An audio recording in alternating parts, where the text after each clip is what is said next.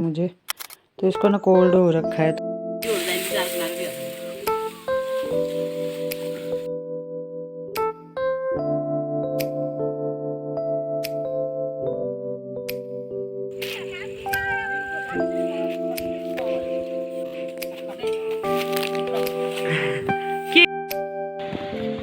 तो अभी ना पापा जी पहुंच चुके हैं आगे। सबसे पहले तो आप सभी लोगों को मेरी ओर से प्यार भरा नमस्ते। कैसे हैं आप सब? आई होप आप सब अच्छे होंगे। मैं भी अच्छी हूँ और मैं चुकी हूँ नई वीडियो के साथ, नए ब्लॉग के साथ। तो गाइज आज की वीडियो की स्टार्टिंग सुबह के 6:17 से कर रही हूँ। तो अभी हम लोग जा रहे हैं धान काटने के लिए, क्योंकि सुबह सुबह काम हो जाता है तो हो जाता है, दिन को फिर धूप लग जाती है। तो अभी मैंने ना खाना वगैरह बना लिया है और आज मम्मी जी को रख रहे हैं घर पे।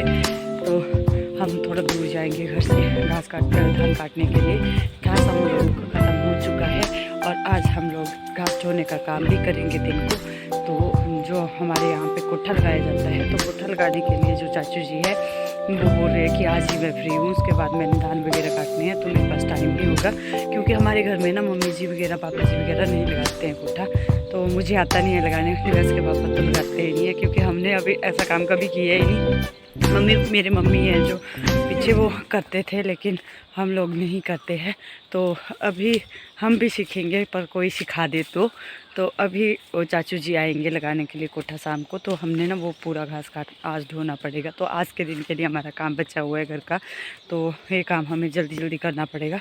तो अभी हम लोग सोच रहे हैं कि सुबह सुबह हमारे एक खेत है, वहाँ पे हम लोग धान काटेंगे। थोड़े से धान होते हैं हमारे यहाँ, हमारे घर में थोड़ा सा ही काम है। तो सुबह सुबह हम वो काम करके आते हैं। मिलते हैं आपको खेत में। चलते हैं खेत में और मिलते हैं वहाँ पे, और दिखाती हूँ मैं धान काटने के बाद क्या क्या किया जाता है। गाइस आजकल ना सुबह 5 बजे उठ के सारा काम करना पड़ता है, क्योंकि 4-5 दिन का ही काम होता है। वो अगर हो जाए तो पूरी सर्दी हम लोग फ्री होते हैं फिर और कामों से। तो अभी हम लोग ना सुबह सुबह काम कर लेते हैं। तो मैं सुबह जल्दी उठ के ना खाना बना के फिर अभी मम्मी जी घर में है, वो झाड़ू वगैरह लगाएंगे। तब तक हम आ जाएंगे। फिर मम्मी जी बांधेंगे घास, क्योंकि मुझे बांधना नहीं आता है। तो मैं इकट्ठा करूँगी, फिर बंधवाऊँगी मम्मी जी से, फिर हम ढोएंगे घास। गाइस इस साइड ना 3-4 दिन में ना पूरा घास काट लिया लोगों ने। मतलब 4 दिन के अंदर पूरी जगह खाली हो गई। इधर उधर देखे तो घास कहीं भी नहीं बचा।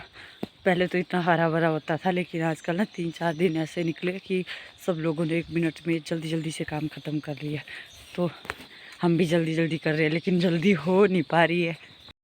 तो गाइस ये जो खेत है ये धान के ही काटने को है, बाकी इधर उधर के धान जो थे वो काट दिए हैं। और ये है चाचू जी के धान, जो घर आप देख रहे हैं इनके धान है यहाँ पे।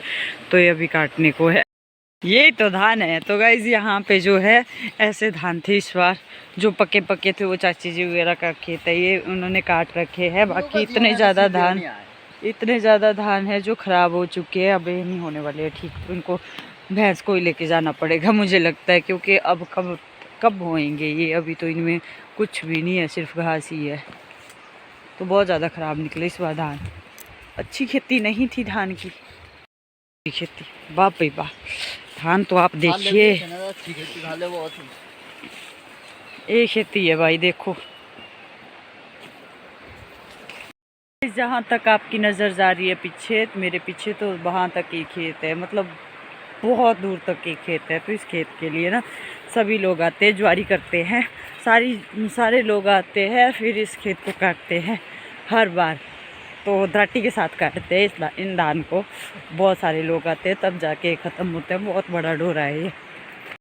तार देख सकते हैं आप लोग, तार लगाई हुई है, क्योंकि यहाँ पे ना सूअर बहुत ज़्यादा आते थे, तो इस वजह से तार लगाई हुई है। और इन लोगों ने ना जो मक्की के खेत में घास होता है वो घास भी काट रखा है। अभी हम लोगों ने कुछ भी नहीं किया है, और यहाँ पे भी लोगों ने घास काट रखा है। कुछ एक कभी काटने को। तो ये ना गंदा सा घास होता है, ट्रैक्टर के आने से पहले इसको काटना पड़ता है, क्योंकि जब खेत में बिजाई की जाती है ना, उससे पहले ये घास काटना पड़ता है। तो अभी ये लोग काट चुके।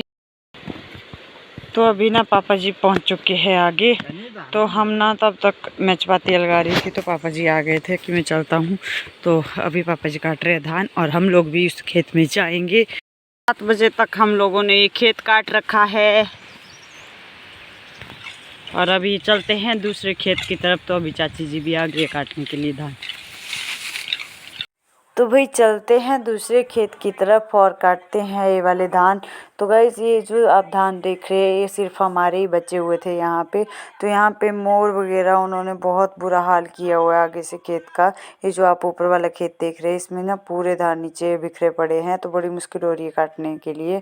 तो यहाँ यहाँ जैसे और जैसे जो ठीक है, आगे बहुत ज़्यादा ख़राब हो चुके हैं, नीचे गिर गए हैं।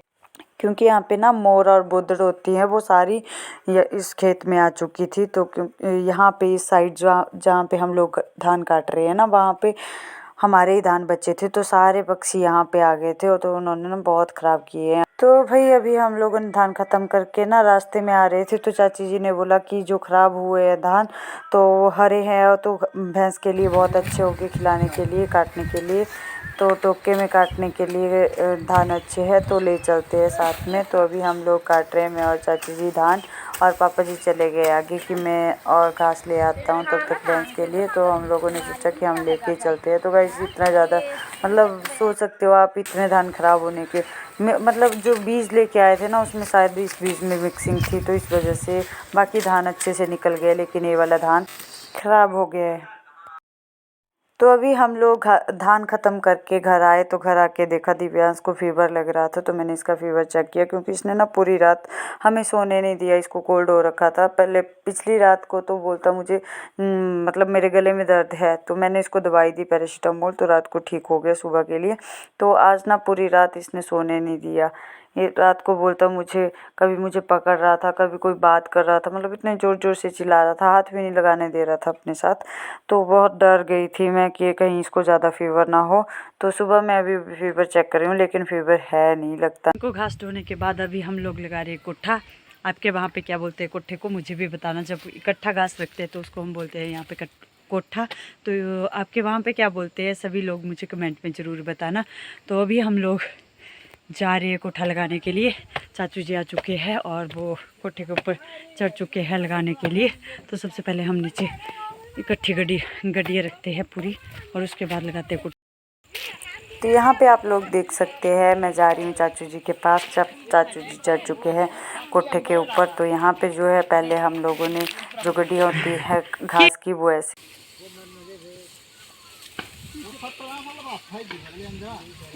लगा रखी है। और अभी जो है हम लोग एक एक पुल्ला कर पकड़ा रहे हैं चाचू जी के पास। तो अभी मैं देख रही थी कि कैसे लगाते हैं, तो मैं चाचू जी को बोल रही थी कि मैं भी आ जाती हूँ कोठे के ऊपर, साथ में सीख भी लूँगी कि कैसे लगाते हैं। तो चाचू जी बोलते हैं आ जा। लेकिन अभी थोड़ी देर पहले हुआ यूँ कि पापा जी ना कद्दू निकाल रहे थे पेड़ के ऊपर से। तो जैसे ही इन्होंने पेड़ के ऊपर चढ़ना था तो इनके ना किसी चीज़ मतलब जैसे इन्होंने पेड़ को पकड़ा, पेड़ के ऊपर कोई ऐसी चीज़ थी जिसने उनको काट लिया दोनों फिंगर में। तो उनको ना इतनी ज़्यादा दर्द हो रही थी, इतनी ज़्यादा दर्द हो रही थी कि फिंगर में ऐसे लग रहा था भी जल गई जैसे फिंगर। तो उन बहुत डर गए हम लोग कि कहीं सांप वगैरह ना हो पेड़ के ऊपर चढ़ा हुआ, तो वो उसी ने तो नहीं काट लिया। तो तब हम बहुत ज़्यादा डर गए थे। तो पापा जी ने ना बोलते वो इतनी दर्द कभी भी नहीं हुई चाहे कुछ काट ले, लेकिन जब वो काटा किसी चीज़ ने तो इनको दिखा नहीं वो पेड़ के ऊपर, जैसे ऐसा लगा कि जैसे नरम जैसी चीज़ थी कोई। तो दिव्यांश के पापा भी वहीं थे, तो उन्होंने देखा कि कोई सांप वगैरह तो नहीं है, लेकिन वो सांप नहीं था। लेकिन वहाँ पे एक तरह का कीड़ा होता है वो दिखता नहीं है, अगर दिख भी गया होगा वो तो उसके कोई आवाज़ नहीं थी, हल्का कीड़ा होता है, शायद उसने काटा होगा। तो पापा जी और दिव्यांश के पापा चले गए थे सुंदरनगर में हॉस्पिटल इंजेक्शन लगाने के लिए, क्योंकि डर गए थे हम लोग बहुत ज़्यादा कि इतनी दर्द कभी भी नहीं होती है। तो अगर ज़्यादा दर्द हो रही है तो कहीं कोई बड़ी जहरीली चीज़ तो नहीं है। तो इस वजह से इंजेक्शन लगाने के लिए पापा जी चले गए हॉस्पिटल। तो अभी इंजेक्शन लगा के आए, लेकिन अभी भी बोलते दर्द बहुत ज़्यादा हो रही है। तो अभी मैं बोल रही थी चाचू जी को कि मैं चल आ जाती हूँ कोठे के ऊपर। तो पापा जी बोलते हैं हाँ अभी एक को हॉस्पिटल से लेके आए, अब तेरे को पहुँचाना पड़ेगा अगर कोठे पे गई, क्योंकि यहाँ से ना गिरने का बहुत खतरा रहता है। ऊपर घास ही घास होता है, तो घास को बहुत ऊंचा ऊंचा हो जाता है एक कोठा ऊपर ऊपर, तो इस वजह से डर लगता है कि कहीं ऊपर से गिर ना जाए, हिलता है बहुत ज़्यादा। तो ये कोई कोई किसी किसी के पास ये ऐसा एक्सपीरियंस होता है कि कोठा लगाने का एक कला होती है एक प्रकार से कि कोठा कैसे लगाया लगाया जाता है, लेकिन मैं सीखना चाहती हूँ इस काम को भी, क्योंकि कई बार होता है कि कोई नहीं मिलता है ना, तो बहुत दुख होता है कि किससे लगवाएं, घास से लगवाएं। तो अपने आप अगर सीखा होगा तो काम ही आता है, चाहे कहीं भी काम आए, लेकिन काम हर एक चीज़ सीखनी चाहिए हमें। तो मैं चाचू जी को बोल रही थी कि मुझे भी सिखा दो। ऑर्डर देने होंगे किसी ने तो कोठा लगाने का ऑर्डर दे सकते हैं। हमारे चाचू जी पूरे एरिया के कोठा लगाने वाले हैं। है चाचू जी? हाँ भी आऊँ।